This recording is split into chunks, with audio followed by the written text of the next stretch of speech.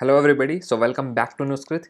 So I will be discussing one problem, max funds, which is completely based on Hack Within Fee, and the problems which are frequently asked in Hack Within Fee also. This problem is completely, resemble with those problems only.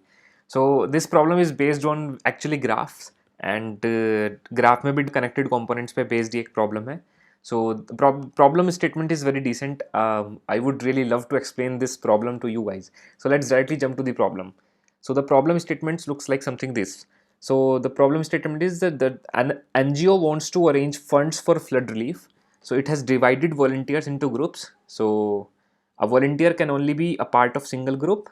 Your task is to find the maximum funds collected by a group. तो मैं problem को बढ़िया से explain कर देता हूँ. So basically क्या है कि एक एनजीओ है which wants to arrange funds for flood relief. ठीक है, तो फ्लड रिलीफ के लिए एक एनजीओ थोड़े फंड्स को अरेंज करना चाहती है. Now it has divided volunteers into groups. तो उसने अपने वॉलंटियर्स, अपने सारे वॉलंटियर्स को ग्रुप्स में डिवाइड कर दिया है. Now a volunteer can only be a part of single group. एक वॉलंटियर एक ग्रुप का ही पार्ट हो सकता है. लेट्स से अगर कोई वॉलंटियर V1 है और V1 लेट्स से किसी ग्रुप ए के अंदर है, तो this V1 volunteer will only be the part of A group only and not B group or other group, right? ठीक है. Now our task is to find the maximum funds collected by a group. तो let's से जितने भी volunteers थे वो कोई ए group में डिवाइड हो गया, कोई बी में, कोई सी में, कोई डी में. तो अब ये हर एक volunteer of groups of volunteers, these number of volunteers present in this A group will collect some fund, let's say X. These many number of volunteers will collect some fund Y.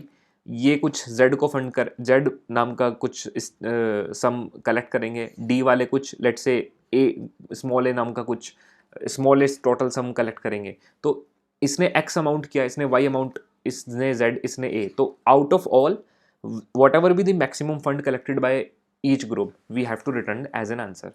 So we will be given the funds collected by each volunteer. So we are given all the all the funds collected by each individual, each volunteer, and grouping pairs are also given. तो किस volunteer ने कितना fund collect किया that is also given. And कौन कौन से volunteers एक group के अंदर है वो पेयर्स भी हमें गिवन है. So we need to group the volunteers through these pairs. So we will be grouping these volunteers through these pairs, and finally we will be finding our answers. ठीक है, so that's what the problem statement looks like. So I am given this n, which is number of volunteers. Now for each volunteer I am given the collected amount. So for example 23 is collected, 23 amount is collected by volunteer V1.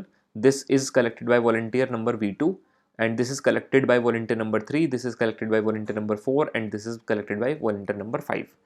Also this 3 is given as number of pairs. So P is nothing but number of pairs. So now each pair is also given. So let's say 1 3, 2 3, and 1 2. Now what these pairs means is, so this 1 3 is telling that volunteer number 1 and volunteer number 3 are in one group. Next pair is telling me 2 and 3 means 2 and 3 is already in one pair, in one group. So 2 and 3 is also in one group. After that 1 and 2, so 1 and 2 is already in one group, means this is one group. इन तीन volunteers का एक group है. There is no information given for volunteer number 4 and volunteer number 5. So we will be treating these number of volunteers separately. So volunteer number 4 will be in another group and volunteer number 5 will be in another group, right? So these are the groups that are formed. So this is a group, let's say group number A, this is let's say group number B, and let's say this is group number C. So out of all the groups, now amount collected by each of the volunteer, amount collected by each of the volunteer is given to me.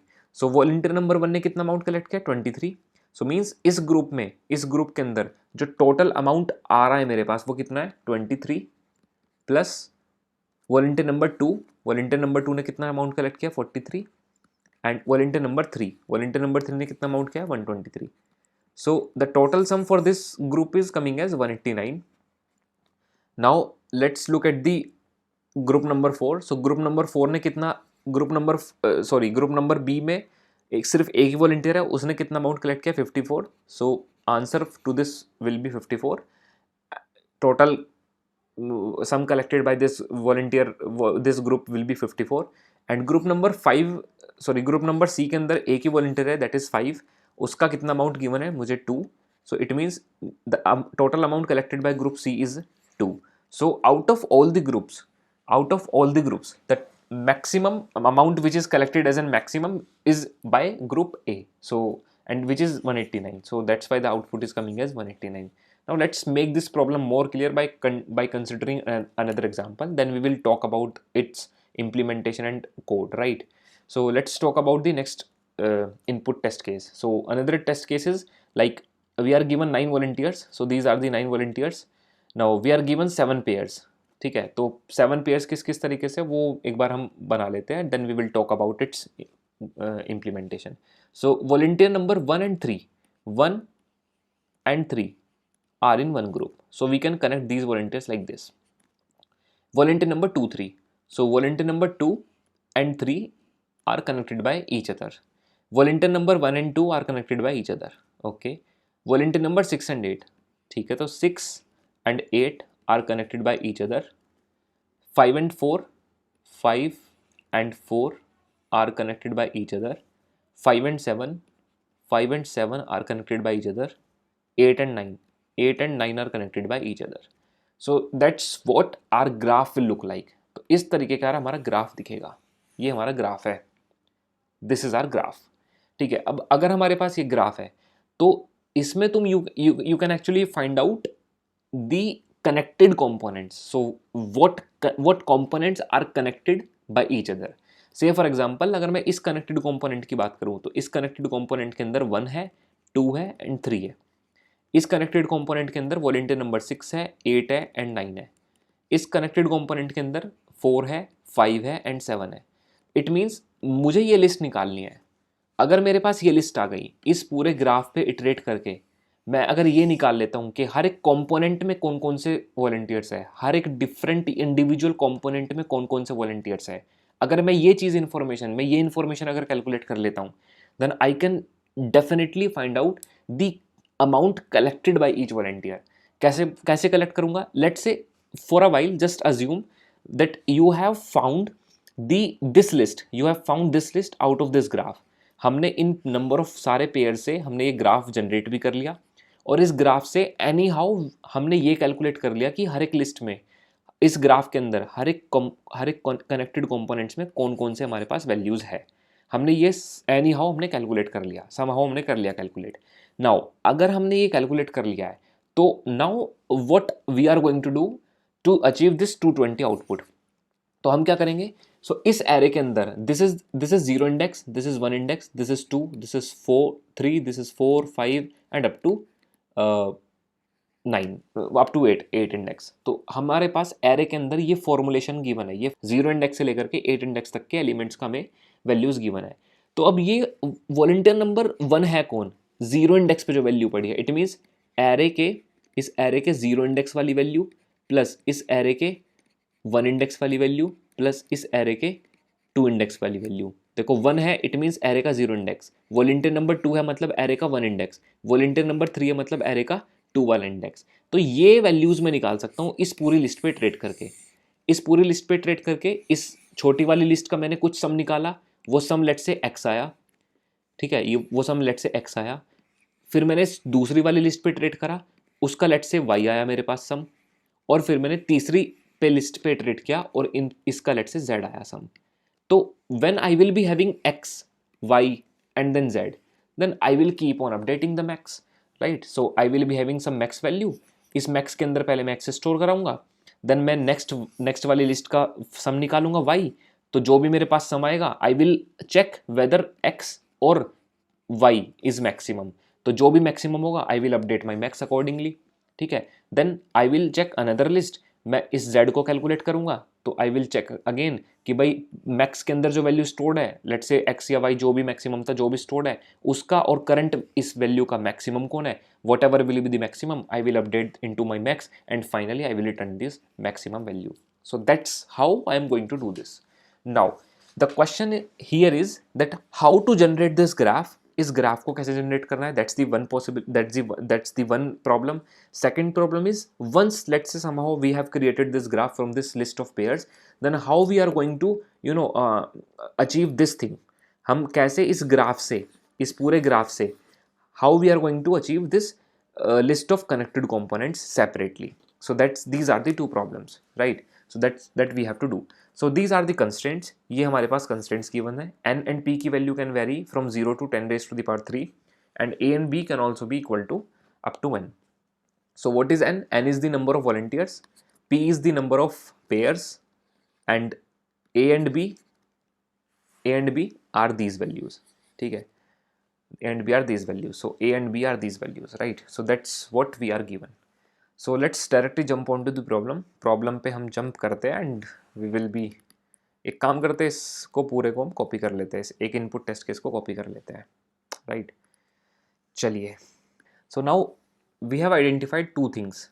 The first one is that we have to create graph, and second thing is that we have to we have to generate the list of connected components from the graph.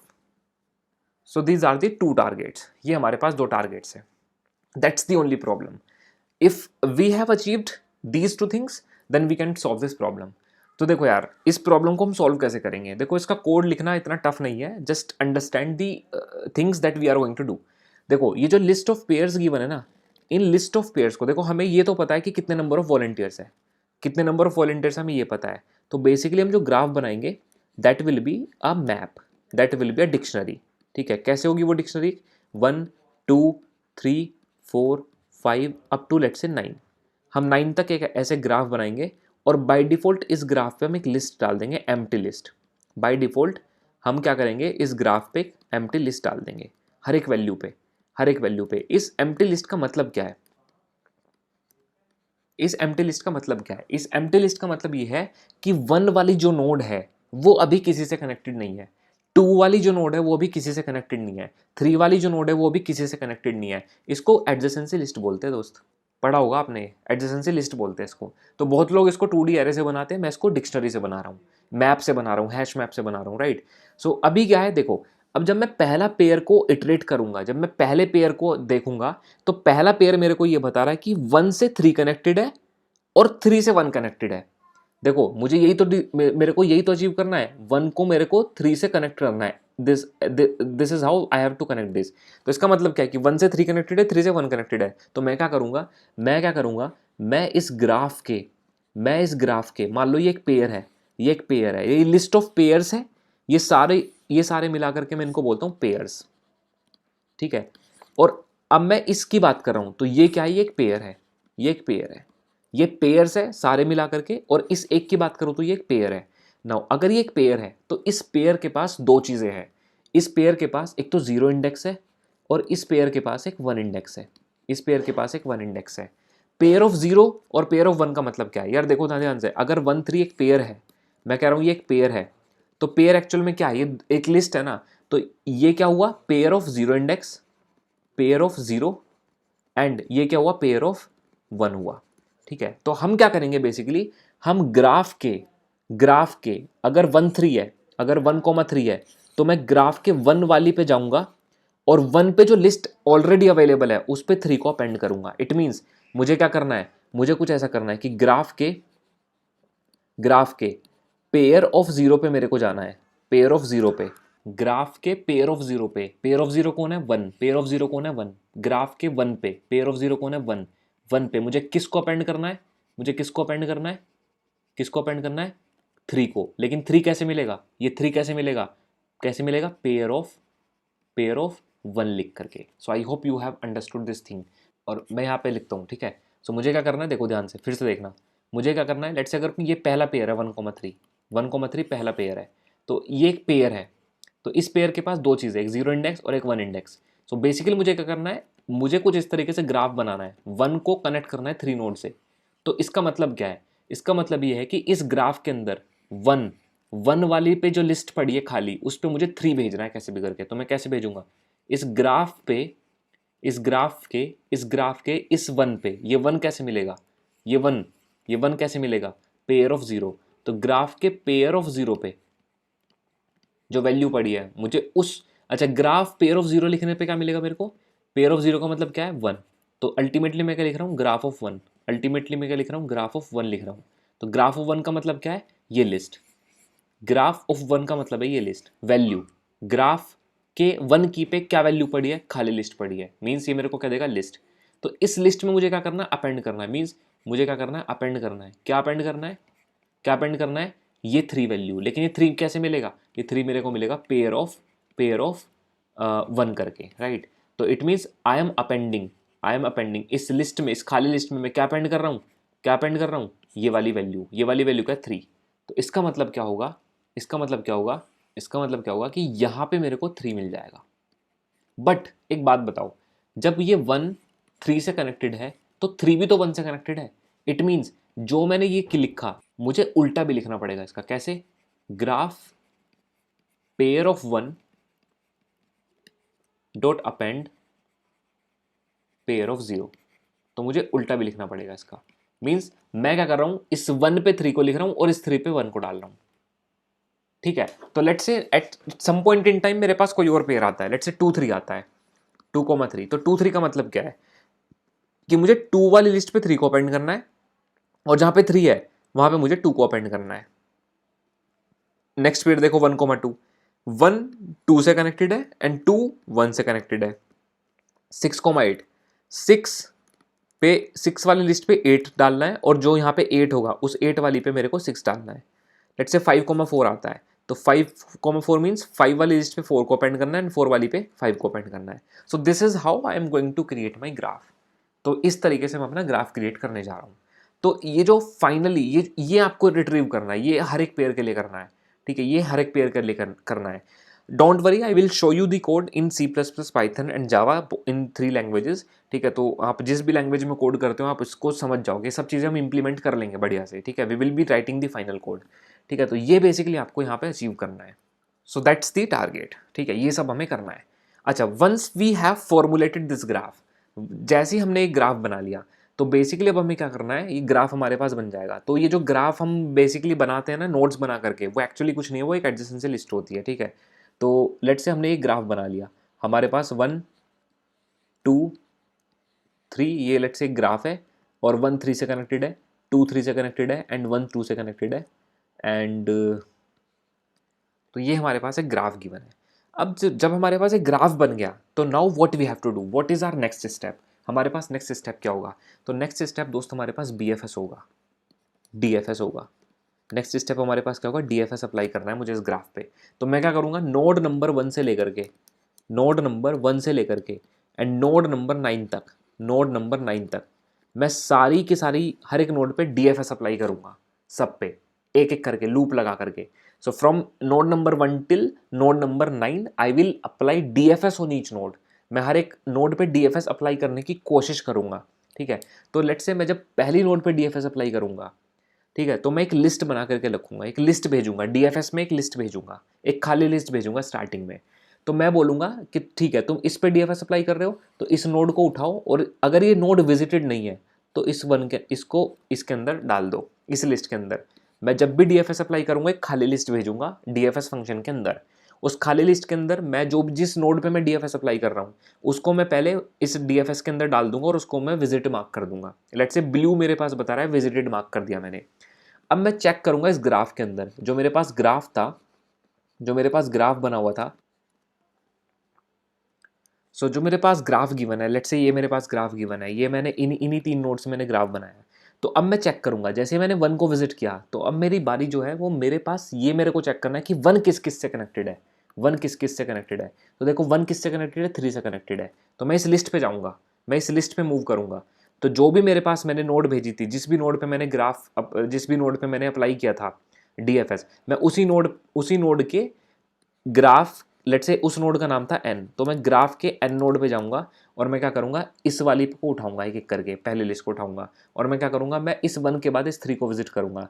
तो before visiting this 3 I will append this 3 into my list and I will apply this, I will mark this as visited. And अब मैं क्या करूंगा, मैं इस 3 पे जाऊंगा, अब मैं इस 3 पे जाऊंगा और मैं इस 3 के सारे नेबर्स को चेक करने की कोशिश करूंगा। तो पहले मैं इसको 1 को चेक करूंगा, 1 तो बट ऑलरेडी विजिटेड है तो इस 1 को तो मैं विजिट कर नहीं सकता। तो इस 1 के बाद मैं इस 2 पे जाऊंगा, तो मैं इस 2 को विजिट करूंगा। क्या 2 विजिटेड है, नहीं 2 तो विजिटेड नहीं है, तो इट मीन्स 2 को हम विजिट करेंगे और 2 को मैं विजिटेड मार्क कर दूंगा।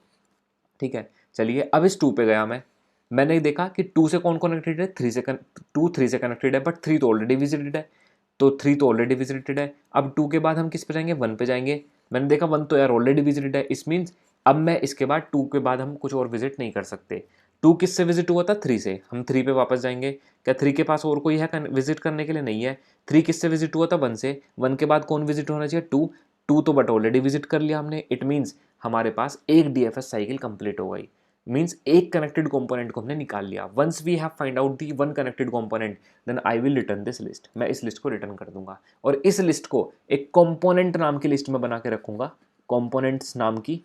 ठीक है, उस लिस्ट के अंदर मैं इस लिस्ट को अपेंड कर दूंगा 1, 3, 2।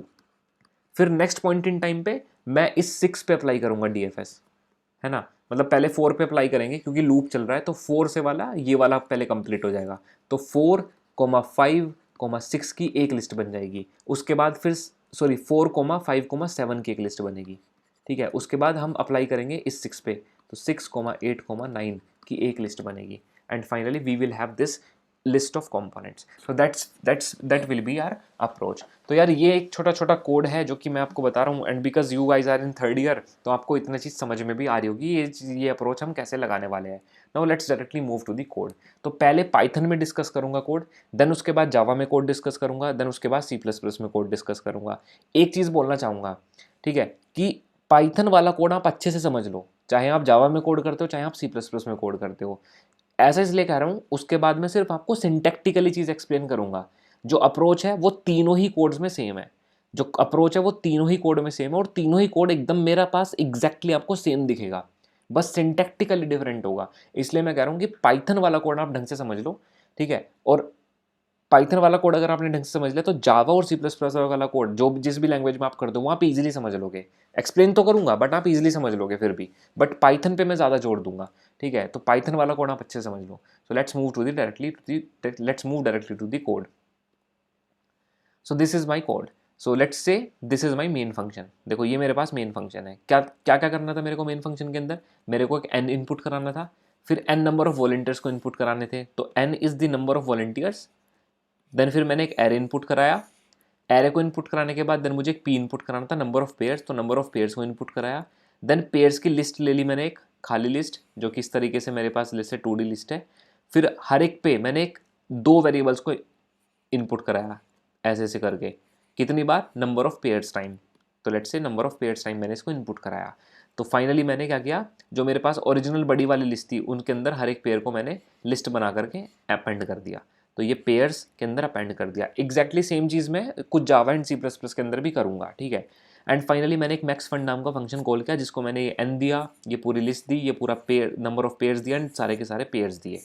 ठीक है, now let's move to the max fund function. ठीक है, मैक्स फंड फंक्शन पे हम एक बार मूव करते हैं। तो this is my max fund function. तो देखो ये मैक्स फंड फंक्शन है।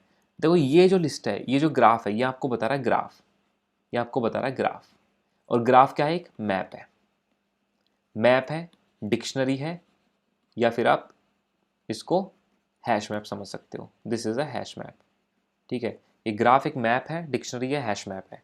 देखो स्टार्टिंग में मैंने क्या किया, मैंने इस ग्राफ के अंदर 1 से लेकर के n तक, n+1 लिखते हैं पाइथन के अंदर, बट वो n तक, तो इट मीन्स 1 से लेकर के अप टू 9 तक सारी की सारी वैल्यूज़ के लिए जो की सारी की सारी कीज़ के लिए जो मैंने वैल्यू बनाई, वो एक एम्प्टी लिस्ट बनाई। इसका मतलब क्या कि initially 1 is not connected to any one, 2 is not connected to any one, 9 is not connected to any one, but then I will iterate on each pair. तो इस पेयर्स वाली लिस्ट के अंदर मैंने इटरेट किया, हर एक पेयर को उठाया, और मैंने देखो क्या क्या, ग्राफ के पेयर ऑफ 0 पे अपेंड कर दिया पेयर ऑफ 1 को, और ग्राफ के पेयर ऑफ 1 पे अपेंड कर दिया पेयर ऑफ 0 को। तो इट मीन्स अगर 1, 2 है तो 1 वाली जो लिस्ट है उस पे मैं 2 को अपेंड कर रहा हूँ, और जो 2 वाली की है उस पे मैं 1 को अपेंड कर रहा हूँ। और अगर लेट से बाद में कोई 2, 3 आता है, तो इसका मतलब क्या है, 2, 3 का मतलब कि भाई 2 पे मेरे को अपेंड करना है 3 को, और जो 3 वाला लिस्ट है उस पे मुझे अपेंड करना है 1 को, सॉरी 2 को। तो that is how I am creating my graph. तो मेरे पास पूरा ग्राफ बन जाएगा। Once I will have this graph, I am going to take a visited array, एक विजिटेड एरे रखूंगा। क्यों, कि भाई विजिटेड ऑफ, ये चेक करने के लिए कि भाई विजिटेड ऑफ 1 वाली जो नोड है क्या वो विजिट हो गई है कि नहीं। अगर मैं उसको विजिट कर चुका हूँगा तो फिर दोबारा थोड़ी ना विजिट करूँगा। अगर इस तरीके से दोबारा विजिट करूँगा तो भाई 1 वाली नोड मेरे को बोलेगी 2 पे जाओ और 2 वाली नोड बोलेगी मेरे को 1 पे जाओ। तो ये सब चीज़ तो हमें करनी नहीं है, ये खेल तो करना नहीं है, साइकिल में फंस जाएंगे। इसलिए हमें ये विजिट एरे में लेना पड़ेगा। तो इस विजिट एरे के बारे में आपने काफ़ी बार सुना होगा। नाउ इसके बाद एक कंपोनेंट नाम की मैंने लिस्ट ली, जिसके अंदर मैं हर एक लिस्ट एंटर कराने की कोशिश करूंगा। अब देखो ये सिंपल डीएफएस अप्रोच है। डीएफएस अप्रोच आपको पता है कैसे लगती है। तो देखो डीएफएस अप्रोच क्या करना है, 1 से लेकर के जितनी भी नंबर ऑफ नोड्स है सब पे मैं लूप चलाऊंगा। ठीक है। दूसरी बात, देखो एक बात सोचो, मान लो एक ग्राफ है मेरे पास।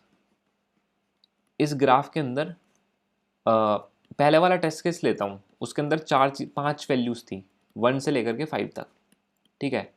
और उसमें कुछ ऐसा था कि 1 मेरे पास 2 से कनेक्टेड था और लेट्स से 3 से कनेक्टेड था, 2 मेरे पास 1 और 3 से कनेक्टेड था और 3 मेरे पास 1 और 2 से कनेक्टेड था। बट 4 किसी से कनेक्टेड नहीं था, 5 किसी से कनेक्टेड नहीं था। तो यार इसका जो ग्राफ बनेगा वो कुछ ऐसा बनेगा, 1 2 3, तो ये तो आपस में कनेक्टेड थे। 4 किसी से कनेक्टेड नहीं था, 5 भी किसी से कनेक्टेड नहीं था। इसका मतलब इनका एक अलग ग्रुप बना था, इसका एक अलग ग्रुप बना था और इसका एक अलग ग्रुप बना था। तो अब ध्यान से समझना, लेट्स से अगर कोई ऐसी वर्टेक्स आती है जिसकी लेंथ ऑफ ग्राफ 0 से ग्रेटर नहीं है, जैसे कि 4। यहाँ पे अगर तुम 4 पे देखो, ग्राफ ऑफ 4 अगर तुम चेक करो, ग्राफ ऑफ 4, तो ग्राफ ऑफ 4 पे जो लिस्ट प्रेजेंट है उसकी जो लेंथ है वो 0 है, 0 से बड़ी नहीं है। तो तुम ऐसे में इस 4 को क्या बोलोगे, जब ये 4 किसी से कनेक्टेड ही नहीं है। जब ये 4 किसी से कनेक्टेड ही नहीं है, इसका मतलब क्या है कि जो 4 है वो एक इंडिविजुअल ग्रुप है, इंडिविजुअल एलिमेंट है इन अ ग्रुप। एक ग्रुप के अंदर इंडिविजुअल एलिमेंट प्रेजेंट है। तो ऐसे केस में if length of graph V अगर 0 ग्रेटर देन ये वाली कंडीशन फेल हो जाती है, तो मैं एल्स पे जाऊंगा और एल्स पे मैं चेक करूंगा। अगर ऐसा नहीं है तो चेक करो कि क्या इस ग्राफ की वैल्यू, इस ग्राफ के इस v की वैल्यू, जो साइज इस पे जो लिस्ट प्रेजेंट है उसका जो साइज है, अगर वो 0 के बराबर है, तो तुम एक काम करो भाई साहब, इस 4 को एक अलग लिस्ट बना करके इस कंपोनेंट्स वाली लिस्ट के अंदर अपेंड कर दो। तो हमने कंपोनेंट्स के अंदर अपेंड किया किसको, इस 4 को अलग से एक लिस्ट बना करके, कि भाई ये लिस्ट, इस लिस्ट के अंदर एक ही एलिमेंट है, ये ग्रुप एक है और इस ग्रुप के अंदर सिर्फ एक ही वैल्यू है। तो that is how I am doing this. But if it is not the case, अगर ऐसा केस नहीं है, मीन्स लेट्स से 2 है, तो 2 पे जो लिस्ट है उसकी वैल्यू ग्रेटर देन 0 है, लेंथ की वैल्यू, और 2 विजिटेड भी नहीं है, visited of V is not true. अगर विजिटेड ऑफ वी ट्रू भी नहीं है, मीन्स फॉल्स है, विजिटेड नहीं हुआ अभी तक, तो हम क्या करेंगे, हम एक खाली लिस्ट बनाएंगे, हम एक एम्प्टी लिस्ट बनाएंगे। सो दिस इज एम्प्टी लिस्ट। और फिर हम क्या करेंगे, डीएफएस अप्लाई करेंगे। हम डीएफएस अप्लाई करेंगे, किस पे अप्लाई करेंगे डीएफएस, और डीएफएस को क्या क्या भेजेंगे हम डीएफएस को एम्प्टी लिस्ट भेजेंगे, ये वाली एम्प्टी लिस्ट भेजेंगे। किस नोड पे तुम अप्लाई कर रहे हो वो वाली नोड भेजेंगे, विजिटेड एरे भेजेंगे पूरा, एंड ग्राफ पूरा भेजेंगे। और फिर ये डीएफएस हम ऐसा ज्यूम करें कि डीएफएस क्या करेगा, ये जो टेम्पररी लिस्ट हम इसको भेज रहे हैं खाली वाली, इस खाली लिस्ट के अंदर सारे के सारे कनेक्टेड कंपोनेंट्स की वैल्यूज को भर के रिटर्न कर देगा, एंड वो रिटर्न वैल्यू, वो लिस्ट, वो हम कंपोनेंट्स के अंदर अपेंड कर देंगे। So that is the approach, ये अप्रोच है। अब डीएफएस काम कैसे करता है ये आपको पता होना चाहिए। ठीक है, डीएफएस काम कैसे करता है ये आपको पता होना चाहिए। देखो कैसे करता है, मान लो आपको एक नोड मिली, टेम्परेरी तो आपको पास लिस्ट है, खाली list, node milli, let's say 1 पे आपने डीएफएस कॉल किया, विजिटेड एरे जो भी तुम्हारा पास पूरा विजिटेड एरे है, ग्राफ जो भी तुम्हारे पास पूरा ओरिजिनल ग्राफ है। तो सबसे पहले तुम क्या करोगे, जो भी तुम्हें नोड मिली उस नोड को तुम उस टेम्परेरी लिस्ट के अंदर अपेंड कर रहे हो। तो तुम सबसे पहले तुमने लेट्स से 1 को अपेंड कर लिया। ठीक है, फिर तुम क्या कर रहे हो, अब क्योंकि 1 को अपेंड कर लिया, इसका मतलब क्या है कि विजिटेड एरे के अंदर, विजिटेड एरे के अंदर 1 पे, 1 इंडेक्स पे तुम भाई ट्रू मार्क कर दो कि यार ये वाली नोड तो विजिट हो चुकी। अब इन फ्यूचर अगर ये 1 वाली नोड पे हम फिर से जाते हैं तो हम इसको कंसिडर नहीं करेंगे, क्यों, क्योंकि ये तो विजिट हो चुकी। ठीक है, बट जैसे ही तुमने लेट से 1 था, 1 से 2 कनेक्टेड था, 1 से 3 कनेक्टेड था, तो तुमने 1 को तो विजिट कर लिया। अब बारी किस चीज़ की है, अब बारी इन सारी नोड्स की है जो 1 से कनेक्टेड है। तो हम क्या करेंगे, for each neighbour in graph of node, graph of node मतलब ग्राफ ऑफ 1, तो ग्राफ, उस ग्राफ के अंदर, उस ग्राफ के अंदर 1 वाली की पे जो लिस्ट प्रेजेंट है उसके अंदर 2 और 3 पड़ा है। 2 और 3 मतलब कि 1 2 से कनेक्टेड है, 1 3 से कनेक्टेड है। तो हमें हमें क्या करना पड़ेगा, हमें 2 पे डीएफएस कॉल करना पड़ेगा। तो हम क्या करेंगे, बट 2 पे डीएफएस कॉल करने से पहले हमें ये चेक करना पड़ेगा कि 1 के जितने भी नेबर्स है, 1 के जितने भी नेबर्स है, for each neighbour in graph of 1, अगर हर एक नेबर विजिटेड नहीं हुआ तो हम उस पर डीएफएस कॉल करेंगे। लेकिन अगर कोई विजिटेड होगा तो उस पर डीएफएस कॉल क्यों करेंगे, क्योंकि वो तो ऑलरेडी विजिट हो चुका ना। ठीक है, इट मीन्स हमें क्या करना पड़ेगा, for each neighbour in graph of node if visited of this neighbour is not true, अगर ये विजिट नहीं हुआ है तो फिर से तुम डीएफएस कॉल करो, फिर से तुम डीएफएस कॉल करो और उसको वही लिस्ट टेम्परेरी लिस्ट पास कर दो। और ये डीएफएस क्योंकि टेम्परेरी लिस्ट को रिटर्न करता है तो हम इसलिए temp is equal to DFS of this temporary, नई वाली नोड कौन सी है, नेबर वाली नोड, और विजिट एरे भेज रहे हैं और उसको ग्राफ भेज रहे हैं। तो ये सारी इंफॉर्मेशन हम कर रहे हैं। And this function will bring you the list, complete list of connected components each time. हर बार कनेक्टेड कंपोनेंट्स की लिस्ट ये तुम्हें भेजता रहेगा। You can even dry and run over this DFS function, तो you can easily get it. तो ये तो तुम्हारे पास पाइथन का कोड। फाइनली जैसे ही ये फंक्शन कंप्लीट होगा, जैसे ये डीएफएस कॉल कंप्लीट होगी, तो तुम्हारे पास इस कंपोनेंट्स एरे के अंदर सारे के सारे डिफरेंट कनेक्टेड कंपोनेंट्स की लिस्ट आ जाएगी। Once you will have this component list, जैसे ही आपके पास कंपोनेंट लिस्ट आ जाएगी, तुम्हें क्या करना है, मैक्स फंड नाम का एक वेरिएबल लेना है। Now you will iterate in this component list, आप इस कंपोनेंट लिस्ट में इटरेट करोगे। इस कंपोनेंट लिस्ट के अंदर हर एक कंपोनेंट देखोगे, तो इस कंपोनेंट लिस्ट के अंदर एक कंपोनेंट होगा, दूसरा कंपोनेंट होगा, तीसरा कंपोनेंट होगा। मान लो इस कंपोनेंट के अंदर लिखा है 1,2,3, तो 1,2,3 तुम्हें क्या बता रहा है, ये बता रहा है कि इस पहले ग्रुप के अंदर volunteer number 1, volunteer number 2, volunteer number 3 है। तो वॉलंटियर नंबर 1 का जो अमाउंट है वो तुम्हें कौन देगा, ARR ऑफ 0 देगा कि नहीं देगा। वॉलंटियर नंबर 2 का जो अमाउंट है वो तुम्हें कौन देगा, ARR ऑफ 1 देगा कि नहीं देगा।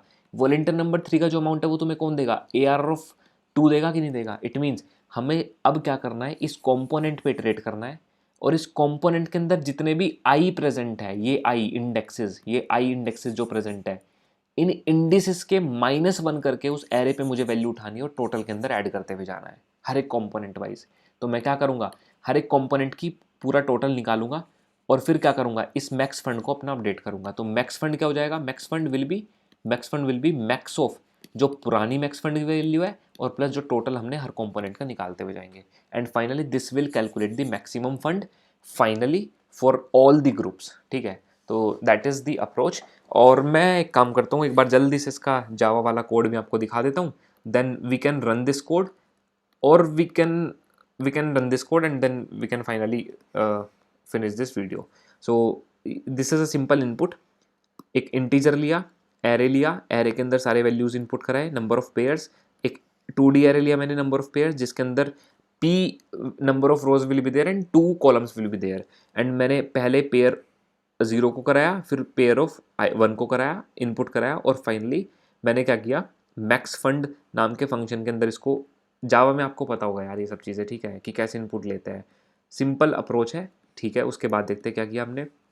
मैक्स फंड फंक्शन के अंदर देखो एक मैप बनाएंगे, मैप किस किस का बनेगा, क्या थी की एक इंटीजर और हर एक इंटीजर के सामने क्या थी लिस्ट। तो मैप किस किस का बनेगा, इंटीजर का और array of list of integers.